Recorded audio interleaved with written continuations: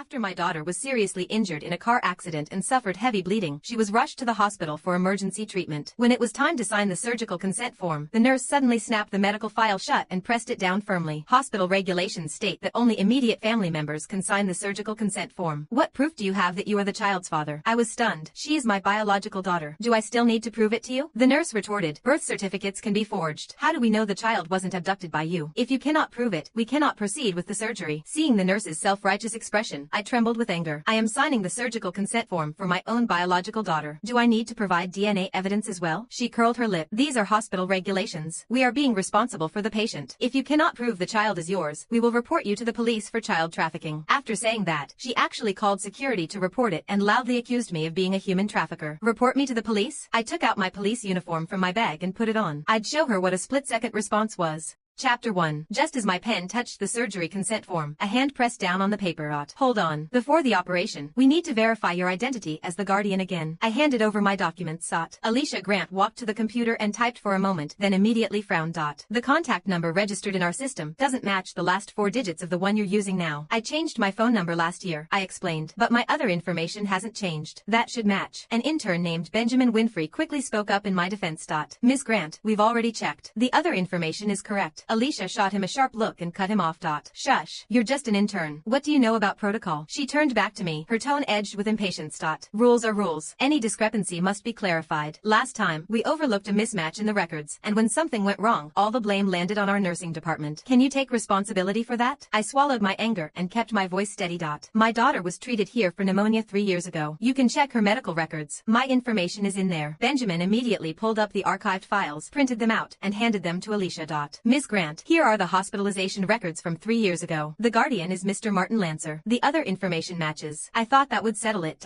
Very well. However, Alicia did not even glance at the papers. Instead, she took the printout, along with my documents, and tossed them into a filing cabinet. With an audible click, the drawer was locked.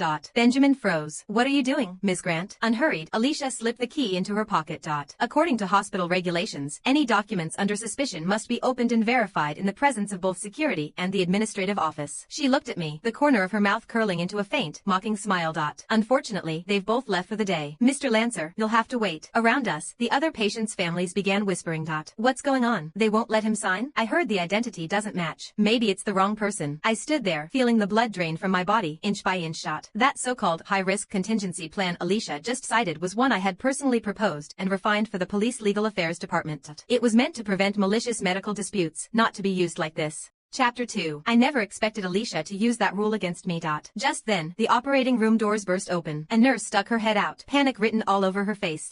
Head nurse, Ms. Grant, the director, Edward Johnson, wants to know if the consent form's been signed. The anesthesia window is almost over. If we delay any longer, the patient could be in serious danger. Without even turning around, Alicia barked back. Tell Dr. Johnson the guardian's identity is suspicious. Possible impersonation. For the patient's safety, suspend the surgery. We'll wait for the police to verify everything. She spun around and pointed straight at me, shouting at the top of her lungs. Who knows where this guy came from? Maybe he's some con artist trying to trick the hospital into operating on some random girl. Keep an eye on him. I've already called the police. Don't let him run. I took a slow breath, pulled my phone from my backpack, and started recording. The camera focused steadily on her face. Head nurse, Ms. Grant, is it? This is the last time I'm asking. Are you refusing to let me sign the surgical consent form for my daughter? She froze for a second when she saw the camera, then let out a mocking laugh as if I were an idiot. Oh, planning to post a video and scam some compensation? Who do you think you're showing that to? Let me tell you, it won't work. She probably thought I was just trying to stir up trouble and collect evidence. It only made her bolder. Staring straight into my lens, she enunciated every word. Yes, I refuse. Because I suspect you're not her father. I suspect you're a trafficker. I've called the police. You can explain yourself to them at the station. Just as the security guard started toward me, rubber baton in hand, a sharp, impatient voice cut through the crowd. What's going on here? Is this a hospital or a marketplace? The crowd parted. Edward Johnson from the emergency department stepped forward slowly. I had heard about him. He had no real skill to speak of, but he certainly knew how to accept gifts. He gave me a quick once-over, and a flicker of disdain flashed in his eyes. I'm very sorry, he said smoothly. Our head nurse is straightforward by nature. She's very responsible. She may have spoken a bit harshly. Please bear with her. He said the words, but there was not a shred of apology in his gaze. My daughter was lying inside that operating room, fighting for her life. There was no way I could stay calm.